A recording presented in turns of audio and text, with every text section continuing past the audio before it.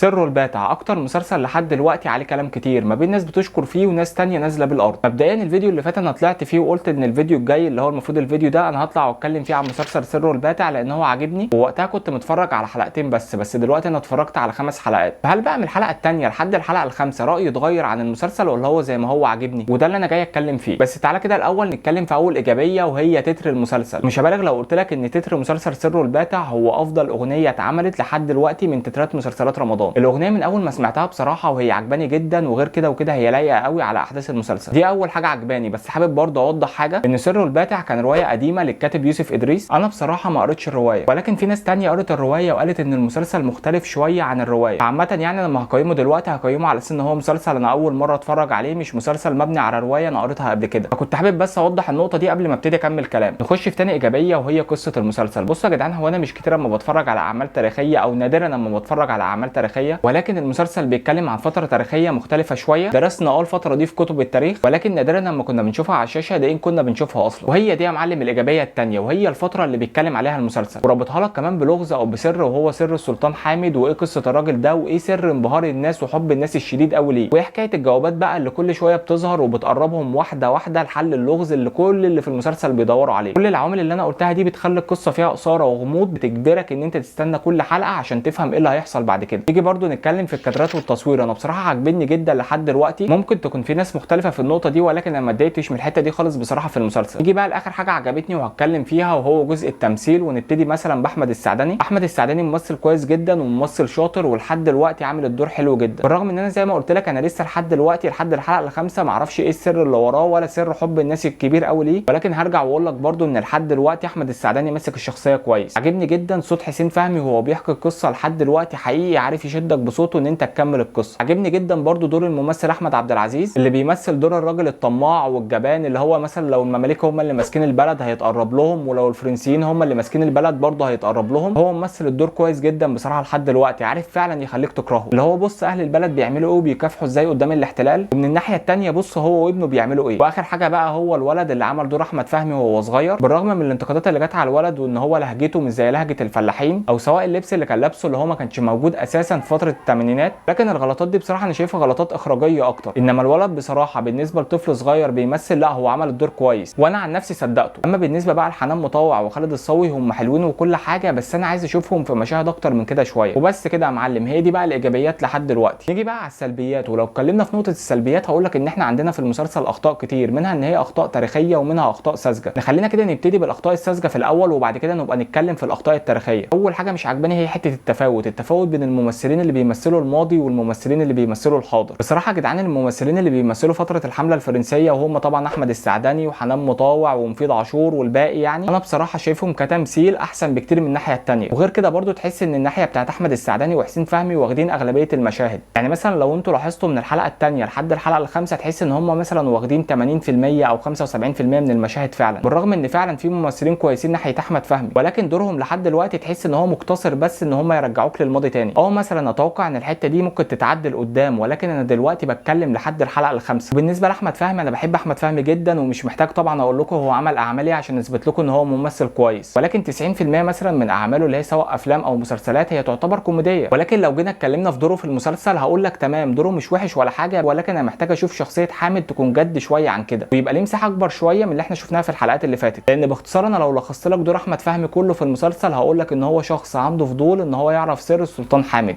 بس كده. ما تعرفش اي حاجه عنه ولا عن حياته الشخصيه، هو بس مجرد ان هو واحد عايز يعرف السر وخلاص. وبرده المشهد اللي احمد فهمي بيقابل فيه ريم مصطفى، طبعا احنا ما شفناش ولا مشهد بالشكل ده مليون مره قبل كده، اللي هم اتنين حبوا بعض من اول مره اتقابلوا فيها. واللي يضحكك برده اكتر ان هي كانت داخله محل في خان الخليلي، وسبحان الله احمد فهمي بيكون شغال في نفس المحل ده، وريم مصطفى بقى داخله المحل ده بسرعه عشان تسلم على صاحبه المحل، وبعد ما تسلم عليها تلحق تروح شغلها عشان تشوف الفوج السياحي اللي جاي معاها. وهي بتسلم عليها بقى شافت احمد فهمي ماسك جواب، وفهموها ان الجواب ده هيساعد احمد فهمي ان هو يعرف سر السلطان حامد. فهي يا معلم بقى اول ما سمعت الجمله دي قامت سايبه الشغل بتاعها وسايبه الفوج السياحي اللي جاي معاها اساسا، وراحت مع احمد فهمي تدور معاه على سر السلطان حامد. وتعالى نتكلم بقى في الموسيقى التصويريه. انا عايز اعرف بجد والله ايه اللي بيحصل في حته الموسيقى التصويريه دي. يعني عندك برده في الحلقه الاولى انا استغربت ولقيت ناس كتيره برده اتكلمت في الموضوع ده، اللي هي مزيكه الرئيس عمر حرب لقيتها اشتغلت مره واحده كده في الحلقه الاولى في اول مشهد كمان. وعندك برده المشهد اللي مات فيه صابر اللي هو هشام الجخ، المشهد ده المفروض ان هو يكون مؤثر. انا فعلا كنت لسه بقى هبتدي اتاثر والكلام ده كله، بس مره واحده لقيت مزيكه فيلم كف القمر اشتغلت. وفعلا برضه يا جدعان انا كنت بقول مثلا ان الفرنسيين ما بيتكلموا عرب احسن من المصريين، دي يعني عادي شويه واعديها، بس حسيت ان الموضوع وصل لمرحله مضحكه قوي بصراحه. دي بقى الاخطاء الساذجه اللي مضايقاني لحد دلوقتي ومأثره على المسلسل اكيد يعني. نيجي بقى للاخطاء التاريخيه اللي مضايقه ناس كتير قوي، بس لو اتكلمنا بصراحه شويه يعني انا كمشاهد عادي مش دارس تاريخ او متخصص في دراسه التاريخ قوي، في بعض الاخطاء بصراحه مش هتفرق معايا قوي. يعني انا عايز اقول لكم ان في اخطاء انا عرفتها بعد ما اتفرجت على الحلقه اساسا، يعني في اخطاء انا ما كنتش عارفها وكنت مكمل فرجه على المسلسل عادي. المهم يعني احنا لو هنتكلم على الاخطاء التاريخيه هقول لك مثلا اما نابليون جه مصر كان عنده 29 سنه والممثل اللي بيعمل دوره عنده 58 سنه، ده غير برضو ان نابليون كان قصير والممثل اللي بيعمل دور نابليون طويل. والكارته مثلا اللي كان ماشي بيها خالد الصاوي في عصر المماليك هي اصلا ابتدت تظهر في ايام الحمله الفرنسيه. او احمد السعداني اللي في بدايه الاربعينات والمفروض اللي يعمل دور حامد يكون شاب في بدايه العشرينات، ولا جنود الحمله الفرنسيه اللي كلهم سبحان الله شكلهم مصري. ومش كده وبس، لا ولابسين كوتشيات اديداس كمان. ولكن برضو هقول لك ان انا كمشاهد مش متضايق من بعض الغلطات دي وانا بتفرج على المسلسل. فلو جينا اتكلمنا عن سره الباتع، هو في سلبيات طبعا في سلبيات كتيره جدا وسلبيات ساذجه جدا كمان، بس في نفس الوقت الحاجه الوحيده اللي انا شايفها تشفع للمسلسل وتخليك تكمله لحد دلوقتي هي القصه. لحد دلوقتي بصراحه يا جدعان انا شايف ان القصه مختلفه، لحد دلوقتي برضو بصراحه عارفين يشدوك ازاي ان انت تكمل القصه لحد الاخر. فلو سالتني عن رايي ان انا هكمل المسلسل ولا لا، بصراحه انا عايز اكمل المسلسل، وده لان القصه حلوه بالرغم من السلبيات اللي انا قلتها، بس القصه فعلا تستحق ان انت تكملها للاخر. بس هو ده كل رايي عن المسلسل. برضو انت قول لي رايك في الكومنتات تحت.